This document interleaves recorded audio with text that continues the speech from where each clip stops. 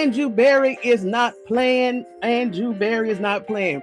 We've been talking about this all weekend long. If Andrew Berry want to tell his opponents, the fans, and the stakeholders that he was the man for the job and he was serious about this, what I said he was going to get first. Now, I expected it was going to happen in the draft, but Andrew Berry already made that trade with the Texans, another team that needed an O-line. But hey, guess what? I take one early before the draft. And if you don't know what I'm talking about, the Browns have already made a trade with the Texans for Titus Howard. Titus Howard. Now, one thing I did find out about whomever get that contract is able to sign that contract. So early discussions, I'm assuming with free agencies, early negotiations can take place on the 9th. They can sign on the 11th. So as of right now, it has been no signature on that contract, but he's going to get 3 years, $63 million and $45 million guaranteed. Now, he is a 7-year veteran, so we do have some experience. And from what I read online, he does favor the right tackle, which is still good for Shedeur Sanders, but he also has some experience on the left tackle position. So that's good too. And just a reminder, whenever he got drafted in 2019 by the Texans and he ran a 5.08, he is 6'5", 322 pounds with a wingspan. With arms length of 34.75 and hands almost 11 inches wide. That's some big hands. Let's see here. Yeah, I'm listening. I saw that earlier. AB play. Okay, trust me. He's a beast. He can only. Oh, that's see 420. You know what? I've been trying to. Well, after I got myself together, I've been looking for those stats. But thank you for that. The only thing I found regarding Titus Howard is the number of games that he played in the last 7 years, and that was 93. So we shall see. Oh wow, that's very impressive. Yeah, I'm trying to tell you. I don't know where she be digging stuff at. But yeah, now, so get this. So what the Browns gave up to the Texans to get this particular player, guess what? It was a fifth round, number 139. And as we discussed, I think it was yesterday, the Browns have 3 picks at round 5, so I can see them giving that up. Okay, so it is what it is. But I will say this regarding Titus Howard, he actually was a first round pick. So we shall see what he's going to bring to the Cleveland Browns. But I know he's going to bring experience. And hey, I may have to go back. I definitely go back before the draft and before free agency and look at some highlight films. And I'll be able to bring you back some information on what I see and what his strengths are and what he can approve on, okay? All right, now this is what we need to talk about. He was protecting Deshaun, if y'all remember. Hold on, 420. Let me tell you one thing. You say you are a Giant fan, and ever since you've been here, I have welcomed you from day one. But you definitely know a lot about a lot of things and a lot of players. 420 G can say that he was protecting Deshaun. If y'all remember 4 years ago, I didn't know that. Oh, so maybe maybe that's why they required him back. And so he's been at the. Deshaun 5th year at Cleveland, because based on his resume, the only team I've seen Howard play for is the Texans. So we shall see. I need to look that up because I don't remember Deshaun Watson. Well, I can't say that because I really don't know his resume, but I'm gonna look into that. Thank you, 420, for that nugget. Now, Fano, I'm gonna save him for last, but I want to go over these 6 players on what I found out about them after the runtime, because Ocho Cinco agreed to me. I picked up the phone. I said, Ocho, hey, how do you feel about this? He said, oh yeah, Tony Talks, I saw your video and you did make it clear. He said, go ahead and tell your investors exactly what I'm going to tell you, Tony Talks. And you know what Ocho Cinco said? Ocho Cinco said, yeah, the runtime on paper is pretty. It's a nice figure. He said, but what does the tape say? I said, thank you, Ocho, for confirming what I thought I already knew. As I said, now some teams do put a lot of weight in terms of the speed, but a lot of teams don't, because that's just techniques and you're going down 40 yards. And that's why I said Shiloh Sanders, even though his time only beat 3 of those DC defensive backs that participated in the combine a few days ago, it's all about your passion, your experience, your knowledge, and are you willing to sacrifice your body, especially regarding Shiloh Sanders? If you are you willing to sacrifice your body in order to make that stop and get that tackle? And so we shall see. Now, the first player I want to talk about now, I'm gonna go ahead and throw him. No, I want to throw him out first. So we're gonna go to Ahi Anchor. So we talked about him. Ahi Anchor, when I found out he is also a right tackle. So I'm definitely want to focus on the left tackles because that's Shedeur Sanders' blind side. If you don't know what that side was the side that big baby Cam Robinson compromised all them games he played for Shedeur Sanders. So I definitely want to focus on that side. But Ahi Anchor is a right tackle with an arm length of 34.5. Oh, so let me tell you why I'm bringing up the arm lengths. And this is the other information I needed to get after the run yesterday, okay? It's about how bad you want it. That's right. Me in anything in life, it's about how bad you want it. Come on now. Come on, Mita. Come on now. So, see, you finna get me hyped. Okay, so regarding the arm span, so just like speeds, just like height, just like body weight, the NFL wants you to have at least a baseline. So in terms of a tackle, they want your arm length to at least be 33 inches long in order to be a tackle. If you don't meet that standard, normally they're going to move you to an interior guard. So there's one player that I was highlighting yesterday and fell into that category, and I'm going to discuss him last, okay? So Ahi Anchor, remember he was, oh gosh, I didn't write that down, but anyway, I found out that he is a right tackle. So that's on Shedeur Sanders' strong side. Now we're going to go to right tackle Managoa. His arm length is 55.5. So yes, he will in the NFL be a right tackle. Now guess what, Vesta? This is what I also found out.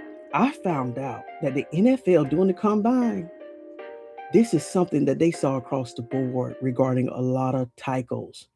Their arm lengths are getting shorter for some reason, just like the wide receivers are kind of getting shorter as the years go on. So we shall see, what the NFL, if they're going to change their requirement or baseline in terms of arm length. So regarding Managoa, his arm length is 33.5. So he fits the bill. So we should see what team picks him up. Caden Proctor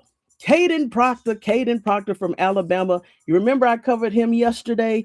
6'7". He was the largest young man on that field in terms of a tank, a mighty locomotive. He was that 352 O-line member that was running down that 40. But guess what, y'all? Caden Proctor is a solid left tackle. So let's just see what the Browns do with him, and let's see what the Browns do with this young man. And I got a feeling about him for some reason. It's actually two more I got a good feeling for. Should they draft a right tackle? So that's a good question for 20 Jickets. So with Titus Howard, they have already made a commitment to him for 3 years for $62 million, 45 guaranteed. 9 times out of 10, he's going to cover that right-hand side. Even though he has the capability to do both, if the Cleveland Browns put him on the right side, that means they have already solidified him as that right tackle. So Shedeur Sanders, when he goes to that sideline, Howard is going to be right there to block everybody and push him down. So the two that the Cleveland Browns may get is Caden Proctor, 6'7", 352 pounds. That's one. And then don't forget, I went crazy about Markel Bell. He's also a dedicated left tackle from the University of Miami. He's guess what his arm length is, y'all? You're not gonna believe what his arm length is, right? 36 inches and 3/8. That is 3 feet. His arms is 3 feet. But we also got to remember, this is that 6'9" giant that was 346 pounds. So he's supposed to have the arms the length of a toddler. 36 inches and 3/8. You hear what I'm saying? So he's also a dedicated left tackle. Now, I got 2 more players I want to discuss. And investors, we can open up the floor and the floodgates. So, I didn't know this young man. I'm a sport head. I could tell Sport 420. Now, this player here, he was on my radar because I know UGA, they always have good old linemen come to the combine and they play for the Georgia Bulldogs. But I didn't know he was going to perform like this. Matter of fact, I'm going to save him last. We going to come back to him. Now, let's go ahead and talk about Spencer Fano. And I fell in love with Fano. Fano has one of the highest times from the combine yesterday, right? With that 491. 491 for 40, okay? But this is the issue with Fano, okay? Perfect. I read this morning. Fano arms is too short. His arm length is a 32 1/8 length. Remember, I said at the baseline that the NFL likes is 32 inches. But guess what Fano said? Fano said that he is comfortable switching to an interior guard. I'll take that. He's 6'5", 312 pounds. I'll take that. I'll take that. If Fano is okay with it, I'm okay with it. But I don't know if the Browns will still use that number 6 pick to get him. This is what I'm thinking, investors and viewers. Now that I know that the first O-line position that the Cleveland Browns have addressed is that right tackle, I think for number 6, they're going to focus on a strong left tackle. It has to be. If they have already committed to the right tackle, I think that number 6 picks, unless they pick somebody up before the draft, they're going to focus on their left tackle. Somebody that is a strong left tackle for Shedeur Sanders' blind side. Now, let me go and talk about this last man. This last prospect. And that is also, guess what? He is also a University of Georgia Bulldog.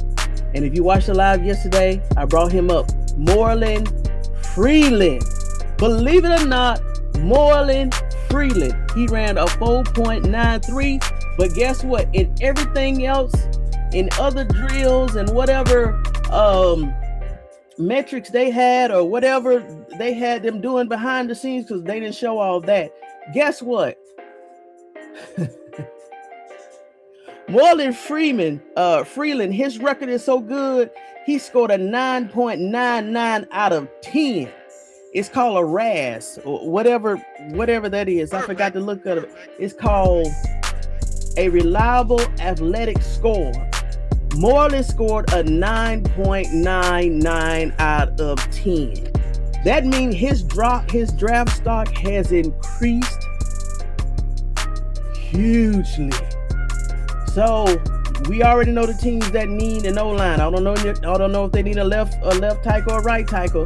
But remember them teams we called out: the Cardinals, the Texans, and especially now since they. And guess what, Vestas? Guess what? Let me pull this down. And guess what? Now that we know that the Texans have given up Titus Howard to the Cleveland Browns, because that money, I think they saved about, oh gosh, was it $30 million? This is what what's his name? Shannon Sharp, Ocho Cinco, D-Boy, and Joe was saying. In terms of veterans, good veterans, they would give them up or trade them out. Even though they're very strong elite assets, they would trade their veterans out in order to get younger players on those rookie contracts. So if they gave up someone like Howard, right, that means that the Texans have made all of their assessments and looked at all the potential candidates in the combine. And guess what? I think they're going to go out, depending on which rounds, they're probably going to get about 2 or 3 O-linemen. And the Cleveland Browns need to do the same thing. And that's why I think those trade rumors regarding Denzel Ward was out there. But we shall see. Andrew is tricky. He got okay. I was thinking either wide receiver. Andrew is tricky. He got something to prove. Let me click. We're gonna put them in position. Listen, I totally agree with that. And Andrew Berry is very tricky. I'm gonna say he's very shrewd. He's a very shrewd, strategic man. I will say that in terms of his thinking. I'm gonna give Andrew Berry that.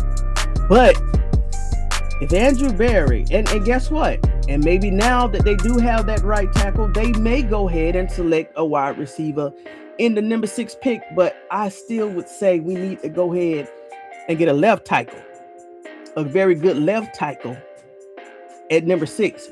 Reason being, in terms of left tackles, they are very unique, right? I read that sometimes it's hard for a right tackle to be converted to a left tackle. So when you got solid left tackles, you need to get them, because if they let's say if they miss out on these left tackles, dedicated left tackles, that means they may have to go out and get a subpar left tackle or get a right tackle and try to convert them to the left. And they say based off the body composition, sometimes it don't work. They say basically sometimes it does not work if you try to convert a right tackle to a left tackle. So it's up in the air. Okay. You see 420? I'm trying to tell you 420 is up in there. But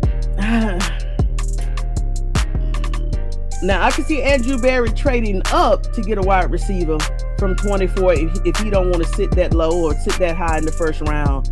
But there's so many fast. I'll put it like this, 420 and everybody else in the chat.